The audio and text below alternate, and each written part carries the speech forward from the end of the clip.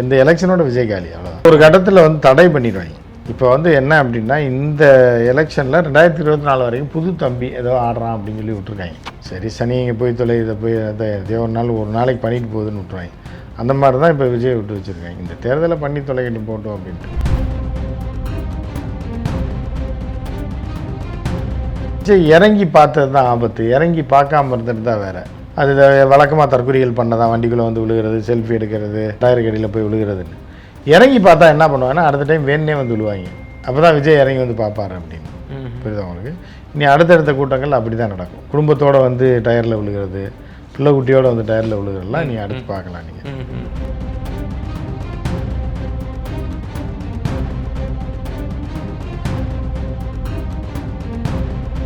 ஆதவர்ஜனா நேற்று ஒரு கூட்டத்தில் பேசியிருக்கேன், எங்களுக்கு பாதுகாப்பு இல்லை அது இது. நான் ஏன் பாதுகாப்பு இல்லைன்னா இப்படி தான். நீ வந்து அதாவது பெண்களுக்கு பாதுகாப்பு இல்லைன்னு நீ சொல்கிற, உனக்கு பாதுகாப்பு வர போலீஸுக்கே பாதுகாப்பு இல்லையே. இப்படி தான் இன்றைக்கி இருக்குது. இப்போ நீ பாதுகாப்பு போட்டிருக்காங்க, போலீஸை கொண்டு உன் காரை வச்சு ஏற்றுனேன் அப்படின்னா அப்புறம் எப்படி பாதுகாப்பு இருக்கும், உனக்கு எப்படி பாதுகாப்பு கொடுப்பாங்க? ஆதவர்ஜனானா இன்னும் பிடிச்சி உள்ளே போடாமல் இருக்காங்கன்றதே ஒரு மானக்கேடு தான். கூட்டு சொல்லிச்சுன்னா யாரை சொல்கிறேன்னு எவனே சொன்னேன், நான் என்னையே சொன்னேன்ட்டு போயிடுவான். சும்மா டுபாக்குறவங்க பிரித்து மேய்ஞ்சி போடுவாங்க. இப்போ எலெக்ஷன் முடிஞ்சவன் என்ன ஆகிறான்னு மட்டும் பாருங்கள். டோட்டலாக பிடிச்சி உள்ளே வச்சு எல்லாத்தையும் காலி பண்ணி கட்சியை கழிச்சிட்டு ஓடுறியா, ஊரை விட்டு ஓடுறியா, இல்லை உள்ளே தூக்கி வைக்கவான்ற ரேஞ்சுக்கு வந்துடும்.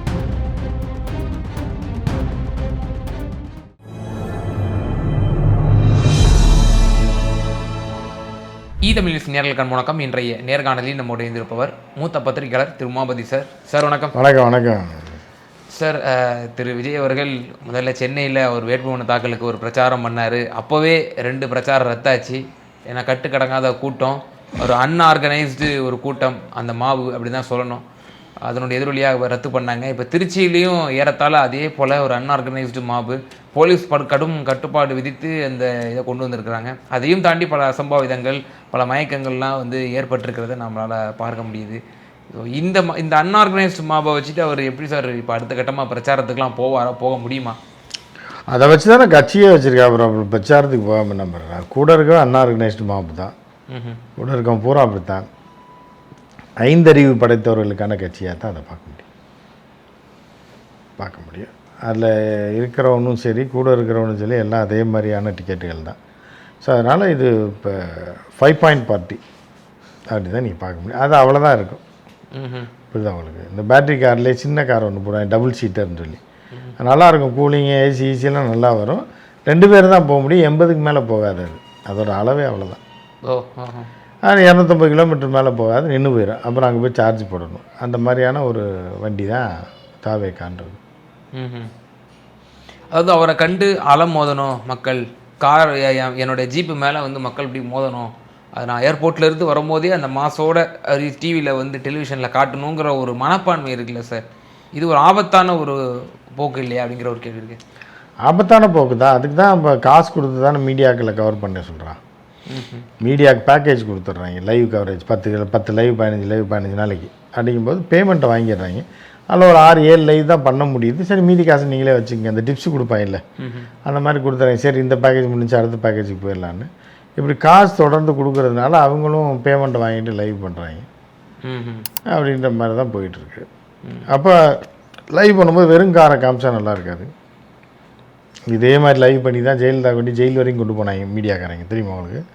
நான் இருக்கும்போது தான் ஜெயலலிதா இப்போ குன்ஹா கேஸில் பெங்களூர் போகிறாங்கன்னு சொல்லி பெங்களூர் வரைக்கும் லைவ் பண்ணாங்க முன்னாடி காரில் போய். கடைசியில் என்னாச்சு? ஜெயலலிதா நிலமை ஜெயில் தான். சசிகலாவை லைவ் பண்ணி கூப்பிட்டு வந்தாங்க, என்னாச்சு? ஜெயில் தான். புரியுதா? இப்படி நீ யாரெல்லாம் லைவ் பண்ணி ஓவர் பில்டப் கொடுக்குறாங்களோ அதே மாதிரி தினகரனுக்கு பண்ணாங்க, தினகரன் காலி. ஸோ இந்த மாதிரி பண்ணிவிட்டு இப்போ அடுத்து வந்து இது மாதிரி தான். அடுத்து வேறு யாராவது பேக்கேஜ் கொடுத்தானா அந்த பக்கம் ஓடிடுவாங்க, தெருவில் விட்டுருவாங்க விஜய். இந்த எலெக்ஷனோட விஜய் காலி அவ்வளோதான். பார்த்துட்டு இதுக்காக, ஏன்னா அதுக்குள்ளே பேமெண்ட்டை போட்டால் தான் பேக்கேஜில் ஆதவர்ஜனா வாங்கி கொடுத்ததுனால கமிஷனுக்கு 2 லைவ் ஆதவர்ஜனா பண்ணுவாங்க. விஜய் 10 லைவ் பண்ணால் ஆதவர்ஜனாவுக்கு 2 பேட்டி போடுவாங்க வாங்கின காசுக்கு. ஸோ இப்படி தான் போயிட்டுருக்கு அரசியல். இந்த அன்ஆர்கனைஸ்ட் மாபு ஒரு பக்கம், அவர் வந்து இந்த ரோடு ஷோ இன்றைக்கி நடத்தியிருக்கிறார் திருச்சியில். அது வந்து காவல்துறையில் முறையான அனுமதி இல்லாமலே நடத்தியிருக்காரு. கடந்த சென்னையிலேயே அவர் வந்து முறை தவறி எங்களுடைய ரூல்ஸ் அண்ட் ரெகுலேஷனை ஃபாலோ பண்ணணுன்னு சொல்லி 5 பிரிவுகளுக்கு கீழே வழக்கு போட்டாங்க. இப்போ இதுக்கும் வழக்கு போடுவதற்கான வாய்ப்புகள்லாம் இருக்குன்னு நினைக்கிறீங்களா? நிச்சயமாக வாய்ப்பு. தவறு செய்தால் வழக்கு போடத்தானே செய்வாங்க. இப்போ அங்கே ஒரு கொலை பண்ணிட்டாரு, அங்கே போட்டாங்க, நீங்கள் கேட்கறது அப்படி தான் இருக்குது. இப்போ திருச்சியில் ஒரு இது மாதிரி ஒன்று பண்ணிட்டாரு போடுவாங்களான்னா, தவறுகள் சட்டத்துக்கு புறம்பாக செய்யும்போது கேஸ் வழக்கு போடத்தான் செய்வாங்க. அது நடக்கத்தான் செய்யும். இப்படி சட்டத்திற்கு புறம்பாக முறை தவறி இப்போ தொடர்ந்து இப்படியே ஒரு அன்ஆர்கனைஸ் மாபை வச்சு சுற்றிக்கிட்டு இருக்கிறாரு அப்படிங்கிற பொழுது, இந்த டிவிகே கட்சியை தேர்தல் ஆணையம் மேக்சிமம் எக்ஸ்ட்ரீமாக பண்ணோம்னா எந்த அளவுக்கு அவங்களால சட்ட ரீதியாக நடவடிக்கை ஒரு கட்டத்தில் வந்து தடை பண்ணிடுவாங்க. இப்போ வந்து என்ன அப்படின்னா, இந்த எலெக்ஷனில் 2024 வரைக்கும் புது தம்பி ஏதோ ஆடுறான் அப்படின்னு சொல்லி விட்டுருக்காங்க. இந்த காலேஜெலாம் பார்த்திங்கன்னா இந்த இது நடக்கும் பாருங்கள், பஸ் டே இது மாதிரி நடக்கும்போது பஸ்ஸில் ஏறி ஆடுவாங்க. அன்னைக்கு டேட்டில் விட்டுருவாங்க. சரி சனி இங்கே போய் தொலை, இதை போய் எதையோ ஒரு நாளைக்கு பண்ணிட்டு போகுதுன்னு விட்டுருவாங்க. அந்த மாதிரி தான் இப்போ விஜய் விட்டு வச்சுருக்காங்க. இந்த தேர்தலை பண்ணி தொலைக்கிட்டு போட்டோம் அப்படின்ட்டு. புரியுதா அவங்களுக்கு? ஸோ வந்து இந்த தேர்தல் வரைக்கும் தான் பார்ப்பாங்க. அதுக்கப்புறம் டெய்லி பஸ்ஸு மேலே ஏறி பஸ் டே மாதிரி போனோன்னா அடிச்சு கையை காலை உடச்சி விட்ருவாங்க. இப்போ இன்றைக்கி திருச்சியில் பார்த்தோம் அப்படின்னா, அவர் ஜீப்பு போய்கிட்டு இருக்கு, முன்னாடி போன ஒரு 2 வீலர் அப்படி கவிழ்ந்து கீழே விழுந்துச்சு. அதுவே ஒரு உயிருக்கு ஆபத்தான ஒரு சம்பவம் தான். உடனே விஜயே கீழே இறங்கி அது கண்ணால் பார்த்ததுனால உடனே இறங்கி இது பண்ணாப்புல. அப்போ இப்படிப்பட்ட ஒரு அசம்பாவித சம்பவங்கள் நாளை பின்ன இப்போ கரூர் மாதிரியான ஒரு இல்லை நடக்கும். அடுத்தடுத்து என்னென்னா, இப்போ விஜய் இறங்கி பார்த்தது தான் ஆபத்து, இறங்கி பார்க்காம இருந்துட்டு தான் வேறு. அது வழக்கமாக தற்கொலைகள் பண்ணதான், வண்டிக்குள்ளே வந்து விழுகிறது, செல்ஃபி எடுக்கிறது, 2 வீலர் டயர் கடியில் போய் விழுகிறதுன்னு. இறங்கி பார்த்தா என்ன பண்ணுவாங்கன்னா, அடுத்த டைம் வேணே வந்து விழுவாங்க. அப்போ தான் விஜய் இறங்கி வந்து பார்ப்பாரு அப்படின்னு. புரியுது அவங்களுக்கு? இனி அடுத்தடுத்த கூட்டங்கள் அப்படி தான் நடக்கும். குடும்பத்தோடு வந்து டயரில் விழுகிறது, பிள்ளை குட்டியோடு வந்து டயரில் விழுகிறதுலாம் நீ அடுத்து பார்க்கலாம். நீங்கள் இப்போது ஒரு காவலர் மீதே வந்து ஆதவர்ஜுன் அவனுடைய கார் வந்து ஏறி இருக்கு, அவர் காலில் முறிவு ஏற்பட்டிருக்கு அப்படின்ற அவரோட மருத்துவமனையில் அனுமதிக்கப்பட்டிருக்கிறாருன்றது பார்த்தோம். காவலருக்கே ஒரு பாதுகாப்பற்ற தன்மை, இந்த ஒரு கட்டுக்கணக்காத இந்த கூட்டம் ஒரு பக்கம் பப்ளிக்கு டிஸ்டர்பன்ஸாக இருக்குது பார்க்குறோம். இந்த திருச்சியில் நடந்த திருச்சி கிழக்கில் அவருடைய தொகுதிக்கு உட்பட்ட சாலைகள்லேயே வாகன ஓட்டிக்கெல்லாம் கடும் சிரமத்துக்குள்ளாகி நெருக்கடிக்குள்ளாகி தான் ஓட்டினாங்க. பல பேரும் நியூஸ் கவரேஜ் பண்ணும்போதும் கண்ணா பின்னான்னு திட்டிட்டு தான் போனாங்க 4 பேர். இப்போ காவலருக்கே இப்படிப்பட்ட நிலைமை எப்படி பார்க்குறீங்க? இல்லை, அதாவது ஆதவர்ஜுனா நேற்று ஒரு கூட்டத்தில் பேசியிருக்காங்க, எங்களுக்கு பாதுகாப்பு இல்லை அது இது. நான் ஏன் பாதுகாப்பு இல்லைன்னா இப்படி தான், நீ வந்து அதாவது பெண்களுக்கு பாதுகாப்பு இல்லைன்னு நீ சொல்கிற, உனக்கு பாதுகாப்பு வர போலீஸுக்கே பாதுகாப்பு இல்லையே, இப்படி தான் இன்றைக்கி இருக்குது. இப்போ நீ பாதுகாப்பு போட்டிருக்காங்க, போலீஸை கொண்டு உன் காரை வச்சு ஏற்றுன அப்படின்னா புரியுதா? அப்புறம் எப்படி பாதுகாப்பு இருக்கும், உனக்கு எப்படி பாதுகாப்பு கொடுப்பாங்க? பாறைகளை வச்சு தான் உனக்கு பாதுகாப்பு கொடுக்கணும் அங்கங்கே போட்டு அப்படின்ற மாதிரி தான் இருக்குது. ஆதவர்ஜுனா இன்னும் பிடிச்சி உள்ளே போடாமல் இருக்காங்கன்றதே ஒரு மானக்கேடு தான். ஏன் அவர் ஏதோ சட்டத்துக்கு புறம்பா ஏதாவது செஞ்சாரான்னு கேட்பார். அடுத்து இது கார் வச்சு அவன் கார் தானே ஏற்றிருக்கு, எதை போலீஸை பிடிச்சி போட்டுக்கணும், இல்லை எஃப்ஐஆர்னாலும் போட்டுக்கணும்ல. திமுக போடலையே. ஓ இல்லை, அப்போ விஜய் அவர்களுடைய பாண்டியில் இந்த கேள்வி கேட்க வேண்டியது வரும். இப்போ தாவேகாவுக்கும் திமுகவுக்கு தான் மறைமுக அண்டர்ஸ்டாண்டிங் இருக்கா? இருக்கலாம் ஒரு வேளை. ஆதவர்ஜுனாவுக்கும் திமுகவுக்குமே மறைமுக அண்டர்ஸ்டாண்டிங் இருக்க மாதிரி தான் தெரியுது. ஏன்னா அவனை எந்த கேஸ்லையும் பிடிச்சி சொல்ல போட மாட்டாங்க. புரட்சியே வரும்னு சொல்லி ட்விட்டர் போட்டான், அதுக்கே அவனை ஒன்றும் பண்ணல. இதெல்லாம் எவ்வளோ பெரிய கேஸ் தருவான். வேறு எதுனா பிடிச்சி உள்ளே போட்டாங்கன்னா ஜென்மத்துக்கும் வெளியே விட மாட்டாங்க. பொடா சட்டத்தில், தேச பாதுகாப்பு சட்டத்தில் பிடிச்சி போட்டிருக்கணும். அப்புறம் இந்த பாருங்க, இப்போ காரை கொண்டு போய் ஏற்றிருக்கேன், ஒரு எஃப்ஐஆர் கூட போட்டாங்களான்னு தெரியல. அந்த மாதிரி ஏதோ மான்சூங் அவர்கள் லடாக்கில் இதே போல கருத்தை சொன்னார் ஒருத்தர், புரட்சியாளர்ன்ற பேரில். அவரை தூக்கி உடனே பேசப்பாக்க ஊப்பால உள்ள தூக்கி வச்சாங்க. ஆனால் ஆதவர்ஜுனா வைக்கலை அப்படிங்கும்போது உள்குத்து ஏதோ இருக்குன்ற மாதிரி தான். ஓஹோ. ஆனால் இப்போ காவலருக்கே ஒரு அச்சுறுத்தலான ஒரு சூழ்நிலை அதை ஏற்படுத்திட்டாரு. நீ இர்ஃபானுக்கே அப்படி இருந்தும் காவலர்கள் வந்து வழக்கு போடலையே. அப்படிங்கும்போது இப்போ காவல்துறை நடவடிக்கைகள் எடுக்கலை அப்படிங்கும்போதே வந்து நீங்கள் உள்குழுத்து இருக்குன்னு தான் அர்த்தம். இதே காவல்துறை இப்போ வந்து காபந்து சர்க்கார் இருக்கு, எலெக்ஷன் கமிஷன் ஆஃப் இந்தியாவோட கட்டுப்பாட்டில் தான் காவல்துறையும் உள்ளடங்குங்கிறது ஒரு பொதுவான விதி. இதே இர்ஃபானே பாருங்களேன், அவருமே சட்டத்துக்கு புறமான பல செயல்களை செஞ்சார். அவர் மீதுமே இந்த அரசு பெரிதாக எந்த நடவடிக்கையும் எடுக்கல. இல்லை, அது இந்த அரசு சில பேரோட டையை போட்டு வச்சுக்கிறனால எடுக்கலைன்னு நினைக்கிறேன். அது இர்ஃபான்றது ஒரு யூடியூபர், அவன் பொதுவான ஆளுன்னு நினைக்கலாம். ஆனால் ஆதவர்ஜுனா ஆளுங்கட்சிக்கு எதிரான ஆள் அப்படின்ற ஒரு பார்வையும் இருக்குது. இன்னொரு பக்கம் வந்து ஆளுங்கட்சிக்கே சவால் விட்டுட்டு ஒருத்தன், இப்போ இர்ஃபான் வந்து ஆளுங்கட்சிக்கு சவால் விட மாட்டாப்புல. ஏதோ ஒன்று அவனுக்கு தெரிஞ்ச அறிவுக்கு எதையாக அவனை போட்டு விட்ருவான். இவன் வந்து வேணே எதுக்கும் போது இவனே பிடிச்சி உள்ளே போடல அப்படிங்கும் மட்டும் தான் அவர் ஒரு இதாக இருக்குது. ம். இர்ஃபான் வந்து ஒரு முட்டாள்ன்றது அவங்களுக்கே தெரியும், சின்ன பையன் ஏதோ பண்ணிட்டான்னு. ஆனால் இந்த பையன் அப்படி கிடையாதுன்றதும் தெரியும். ஏன் பண்ணாமல் இருக்காங்கன்றது தான் தெரியல, எந்த அளவு உள்குத்து இருக்குன்றது புரியல. இப்போ அந்த பிரச்சாரத்துலேயும் நம்ம பார்க்குறோம் ஒரு சில விஷயங்கள். இப்போ இன்றைக்கி தான் முதல் முறையாக பல விஷயங்களை வந்து இந்த திருச்சி கிழக்கில் பேசியிருக்கிறாரு. என்ன பேசியிருக்கிறாருன்னா, முதல்ல ஆரம்பிச்சிருக்காரு கேஸ் பிரச்சனை, அதுக்கும் திமுகவும் முன்னெச்சரிக்கை நடவடிக்கை எடுத்திருக்கணும் அப்படின்றாரு தமிழ்நாட்டிலையும். ஸோ முழுக்க அது மத்திய அரசு. ஆமாம், அவர் முக ஸ்டாலின் அவர்கள் முதலமைச்சராக இருக்கும்போது அவர் ஈரான்கிட்ட பேசியிருக்கணும்ல, பேசியிருக்கணும். இல்லைன்னா நம்ம தமிழ்நாட்டிலேருந்து போட்டு கப்பல் இப்பெல்லாம் அனுப்பி விட்டு கொஞ்சம் கேனை கொடுத்து விட்டு பிடிச்சிட்டு வந்திருக்கணும். அதை செய்யாததுனால அவர் சொல்லியிருக்கார், தமிழ்நாடு அரசையும் குற்றம் சாட்டி. இல்லை, முன்னெச்சரிக்கை நடவடிக்கை எடுத்து. அதான் முன்னெச்சரிக்கையாக முன்னாடி சண்டை வர்றதுக்கு முன்னாடியே அவர் கொஞ்சம் பிளான் பண்ணி ஒரு 2 கப்பலில் கொண்டாந்து தமிழ்நாட்டில் ஏற்றி வச்சுருந்தாருன்னு வைங்க, கேஸ் அங்கங்கே அடைச்சி வச்சுருந்தாருன்னா அந்த பிரச்சனை இருக்காதுன்றதை விஜய் சொல்கிறார். அதுக்கு தான் நம்ம சொல்கிறது, இவங்களுக்கு 5 அறிவுக்கு மேலே கிடையாது அப்படின்றது. புரியுது அவங்களுக்கு, 5 அறிவு உள்ள மனிதர்கள் அப்படி தான். மத்திய அரசையும் விமர்சிக்கிறாரு, நீங்கள் கொஞ்சம் அலர்ட்டாக இருக்கணுன்றது. அது வந்து அதாவது என்ன அப்படின்னா, 5 அறிவு உள்ளவர்களுக்கான கட்சி அது. அவங்க தான் சொல்லுவாங்க. அப்புறம் சொன்ன வாக்குறுதிகள்லாம் செஞ்சீங்களா? 100 ரூபா மானியம் தரேன் நீங்கள் இங்கே சிலிண்டருக்கு, நீங்கள் தரல. நீட் தேர்வு ரத்து பண்ணுவேன்னு சொன்னீங்க, அதெல்லாம் பண்ணிட்டீங்களா அப்படின்றதெல்லாம் கேட்டிருக்கிறாரு. சரி, வாக்குறுதிகளில் வந்து நீங்கள் பல விஷயங்கள் கோட்டை விட்டீங்க, மக்களை ஏமாற்றிட்டீங்கலாம் அவர் பண்ணியிருக்காரு.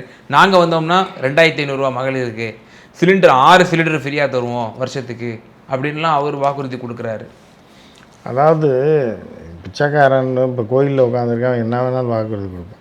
டெய்லி நான் 10 பேருக்கு சோறு போடுறேன், முதல்ல அவனுக்கே சோறு வேணும்ல, அவனுக்கே அன்றைக்கி காலையில் வேணால் அன்னதானம் போட்டால் தான் உண்டு. புரியுதா? மித்தவன் வந்து வாக்குறுதி கொடுக்குறதுக்கும் இப்போ பாரதிசாரதி கோயிலில் உட்காந்துருக்கு பிச்சைக்காரன் வாக்குறுதி கொடுக்குறதுக்கு வித்தியாசம் இருக்குல்ல. அவனே சொல்கிறான்னு வைங்க, என் கையில் மட்டும் அந்த பள்ளி உள்ளே இருக்கும் கோயிலில், இந்த படையல் போடுறது, அந்த இதை வந்து அடுக்களை என் கையில் கொடுத்தா நான் 1000 பேருக்கு ஃப்ரீயாக போடுறேன்னா அவனுக்கு கொடுத்துருவான் என் கையில். நீயே வந்து ஆக்கிற சோறில் கொஞ்சோண்டு தின்னுட்டு இருக்கவன் உனக்கு என்னடான்னு கேட்பான், இல்லை இல்லையா? ஸோ அந்த மாதிரி தான் யார் வாக்குறுதி கொடுக்குறன்னு ஒரு இது இல்லையா? ஒன்றுமே கிடையாது, உன் கட்சியே கிடையாது, நீ எத்தனை ஓட்டு வாங்குவேனே தெரியாது, நீ என்ன வாக்குறுதி கொடுப்ப? டிஎம்கேக்கு தான் போட்டி. அதை இப்போ நீங்கள் கூட சொல்லாமே, நீங்களே போய் ரோட்டில் சொல்லி பாருங்களேன், எனக்கு திமுகவுக்கு தான் போட்டின்னு, உங்களை எல்லோரும் வரவேற்பாங்க. எனக்கு திமுக, நான் ஒரு டிவியில் ஆங்கராக இருக்கேன், எனக்கு போட்டி எனக்கும் உதயநிதி ஸ்டாலினுக்கும் தான், நான் அவரை ஜெயிக்காம விட மாட்டேன் அப்படின்னு சொல்லி நீங்கள் பாட்டுக்கு போய் சுயேட்சையாக ஒரு இதில் போடுங்களேன், என்ன நடக்குதுன்னு பார்ப்போம். இப்போ அந்த லெவலுக்கு தான் நீங்கள் ஒப்பிடுறீங்களா விஜயை? அந்த லெவலுக்குன்னா நான் நீங்கள் அந்த லெவலுக்கு என்ன மீன்ஸ் என்னன்னு இல்லை. ஃபார் எக்ஸாம்பிள் நான் சொல்கிறேன், ஆங்கரை விட ஆங்கர் எனக்கு பெருசாக தெரியுது. ஓ, புரியுதா? அதுக்கு போது நீங்கள் கூட சவால் விடலாம். இப்போ அமைச்சர் கே நேரு மீதையும் விமர்சனம் வச்சார். அவர் பார்த்தீங்களா வந்து வேலை வாங்கி தரேன்னு சொல்லி இப்படி வந்து ஊழல் காசு அப்படின்னு சொல்லி அப்பாட்ட வாங்கினாரா இல்லை புஜியானந்திட்ட வாங்கினாரா கே நேரு? இல்லை, அமலாக்கத்துறை டிவிஎஸ்சிக்கு 3 முறை கடிதம் எழுதியிருக்கு. ஏன் அமலாக்கத்துறை அது பார்த்துக்கிறோம்ல, அமலாக்கத்துறையை கைது பண்ணால் இவருக்கு என்ன வேலை? இல்லை, அதாவது லஞ்ச ஒழிப்புத்துறை ஏன் வழக்கு பதிவு செய்யலை? அதான் அவன்கிட்ட போய் கேளு. லஞ்ச ஒழிப்புத்துறை யார் வச்சுருக்கான்று, இல்லைன்னா அமலாக்கத்துறையில் போய் கேளுங்க, ஏன் பண்ணல, லஞ்ச ஒழிப்பு தான் பண்ணல, நீ ஏன் பண்ணலன்னு அமித்ஷா சட்டையை பிடிங்க போய், அதை தான் செய்யணும்ல. இப்போ இங்கே உள்ளது தான் மோசம்னு சொல்லிட்டேன், நீ திமுக ஆட்சி மோசம்ன்ற, ஊழல்ன்ற, எல்லாமே ஊழல்ன்ற, அப்போ மேலே போய் சொல்லு, மேலே போய் போராட்டம் பண்ண டெல்லியில் சிபிஐ ஆஃபீஸர் உடனே தானே விசாரணை கூப்பிட்டாங்க. அந்த விசாரணை முடிச்சோன்னே அங்கேயே உட்காந்து ஒரு மணி நேரம் தர்ணா பண்ணு, கே நேரு மேலே ஏன் வழக்கு தொடக்கலைன்னு இங்கேயே வந்து கத்திட்டு இருக்க. இல்லை, அதான் இப்போ லெட்டர்லாம் கூட அனுப்பிச்சிருந்தாங்க, எங்கள் தலைவருக்கு வந்து பாதுகாப்பு இல்லை. அவர் அந்த ஆள் டியூட்டிலே இல்லையேங்க. அந்த உள்துறை செயலாளர் வந்து 2 வருஷமாக கவர்னராக இருக்கார். பழைய அட்ரஸில் லெட்டர் போட்டிருக்காங்க பழைய ஆளுக்கு. ஓ, புரியுது அவங்களுக்கு? இல்லை, அதாவது ஏதாவது ஒரு எரர் வந்திருக்கலாம், ஹியூமன் எரர் வந்திருக்கும். என்ன ஹியூமன் எரரு? இல்லை, கடன் கொடுத்தது மட்டும் கரெக்டாக எழுத தெரியுது இல்லை, எங்கள் அப்பனுக்கு கொடுத்தேன் அம்மாவுக்கு கொடுத்தேன்னு, அது மட்டும் என் பக்கத்து வீட்டுக்காரன் பேர் எழுதிட வேண்டியதானே? ஏன்மா கரெக்டாக அது மட்டும் எப்படி கரெக்டாக வருது? அவன் ட்ரான்ஸ்ஃபர் ஆகி அந்த செக்ரட்டரியாக இருந்தால் அந்த ஆள் பிஜேபியில் உள்குத்து வேலை பார்த்து பிஜேபியில் ஜாயின் பண்ணி கவர்னராகவே ஆகிட்டார். அந்த ஆள் பேரில் லெட்டர் அனுப்புகிறாங்க. நீ எவ்வளோ கூமுட்டையாக இருப்பாங்க பாருங்க. அதுதான் 5 அறிவு படைத்த கட்சின்றது. அந்த பிரச்சாரம் துவங்கிறதுக்கு முன்னாடி வேட்புமனு தாக்கல் பண்ணார். பண்ணி முடித்த கையோட எம்ஜிஆரினுடைய திருவுருவ சிலைக்கு மாலை அணிவிச்சு மரியாதை செலுத்தி அதுக்கப்புறம் அந்த ஸ்டேஜில், அதாவது இந்த ஜீப்பில் ஏறுறாரு, ஓப்பன் ஜீப்பில். பின்னாடி இந்த ஃபோக்கஸில் எம்ஜிஆருக்கு முன்னாடி விஜய் பேசுகிறார் அப்படின்ற ஒரு விஷுவல். இந்த முழுக்க இந்த இதை பார்த்தோம்னா பின்னாடி எம்ஜிஆருனுடைய சிலை, இவர் பேசுகிறாரு. அப்போ அப்போ தன்னை எப்படி ஒரு மக்கள் மத்தியில் காட்ட விரும்புகிறாரு? அதாவது இப்போ இந்த கொள்ளை கும்பல்லாம் பார்த்துட்டிங்கன்னா இப்போ சமீபத்தில் ஒரு இது இருக்குது. வயசானவங்க யாராவது ரோட்டில் தனியாக நடந்து போனாங்கன்னா, அம்மா அந்த பக்கம் கலவரம் நடக்குது, நீங்கள் என்னம்மா இப்படி போயிட்டுருக்கீங்க, தோடை கழட்டி பேப்பரில் சுற்றி பர்ஸில் வைங்கம்மா, இப்படி போனீங்கன்னா அங்கே சண்டை நடந்துக்கிட்டு இருக்கு, டக்குன்னு செயினத்தை மோதிரத்தை அறுத்துருவானோடனே இவனே ஒரு பேப்பர் எடுத்து கழட்டுங்கம்மா, நானே மடித்து தரேன், பத்திரமா கொண்டு போகணும்னு சொல்லி மடித்து இவன் ஆட்டையை போட்டு வேறு தோடை வச்சு கட்டி கொடுத்துருவான். இந்த அம்மா அந்த பக்கம் போகிற ஒரு கலவரம் நடக்கல, என்னன்னு போய் பார்த்தா உள்ள கவரிங் தோடை வச்சுட்டு ஓடி போயிருப்பான். புரியுது?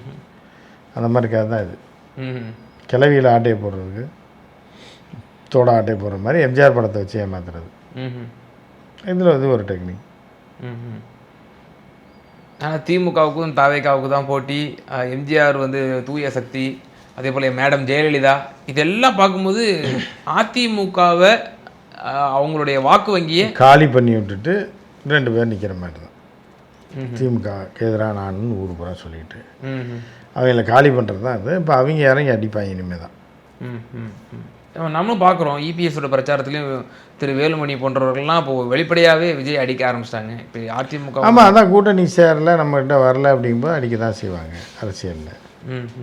இனி போட்டு அவங்க தீவிரமாக தாக்குதலுக்கு உள்ளாகும். விஜய் வந்து தாக்குவாங்க. இனி அதையும் நீங்கள் பார்க்க தான் போகிறீங்க. சார், முதல் முறையாக திரு விஜய் வந்து ஒரு முக்கியமான ஒரு விஷயம் சொல்லியிருக்கிறாரு. இந்த கரூர் சூழ்ச்சி, இது வந்து சூழ்ச்சி நடந்திருக்குன்னு சொல்லி திமுக மீது விமர்சனம் பண்ணியிருக்காரு. அதே போல் இந்த ஜனநாயகனுடைய இன்னும் வெளியாகாமல் இருக்கிறது வந்து அதுவும் திமுக தான். அது வந்து கூட்டு சூழ்ச்சி அப்படின்ற மாதிரி எல்லாமே திமுக தான்.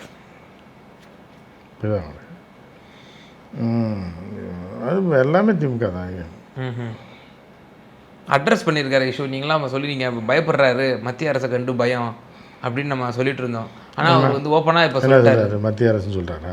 கூட்டு சூழ்ச்சி 2 பேரும் மத்திய அரசுன்னு சொல்லியிருக்காரா? இல்லை கூட்டு சூழ்ச்சின்னா யாரை சொல்கிறேன்னா எவனே சொன்னேன், நான் என்னையே சொன்னேன்ட்டு போயிடுவான். சும்மா டுபாக்குறவங்க பிரித்து மேய்ஞ்சி போடுவாங்க. இப்போ எலெக்ஷன் முடிஞ்ச என்ன ஆகிறான்னு மட்டும் பாருங்கள். டோட்டலாக பிடிச்சி உள்ளே வச்சு எல்லாத்தையும் காலி பண்ணி கட்சியை கழிச்சிட்டு ஓடுறியா, ஊரை விட்டு ஓடுறியா, இல்லை உள்ளே தூக்கி வைக்கவான்ற ரேஞ்சுக்கு வந்துடும். வெயிட் பண்ணி பாருங்கள். 24 அப்புறம் வாக்குப்பதிவு, அதுக்கப்புறம் எண்ணி முடிச்சதுக்கப்புறம் முதல் டார்கெட் பிஜேபிக்கு அடுத்து விஜய் தான். ஓட வரட்டு வாங்கி பாருங்கள் எப்படி நடக்குதுன்னு மட்டும் பாருங்கள். இறுதியான ஒரே ஒரு கேள்வி எனக்கு. நீங்கள் முதல்ல சொன்னீங்க திரு விஜய் அவர்கள் போட்டியிடுவதே சந்தேகம் அப்படின்ற ஒரு விஷயம் சொல்லிட்டு இருந்தீங்க.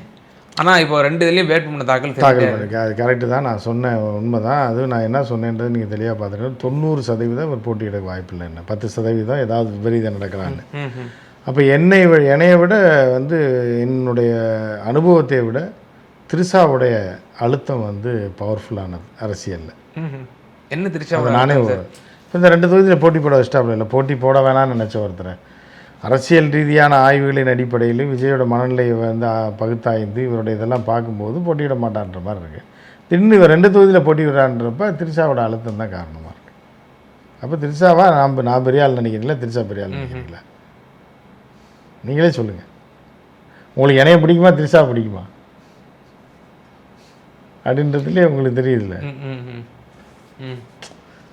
நான் இப்போ நீங்கள் பிடிக்கிறீங்க, வாங்க தம்பி அப்படின்னு நான் தோளில் போடுறேன், கை போடுறேன், அண்ணே வர்றீங்க. இதே இது வந்து திரிஷா வந்து தம்பி வாங்க தம்பின்னு தோளில் கை போடுறோம், உங்கள் நட்பா. நீங்கள் யார் கூட போவீங்க?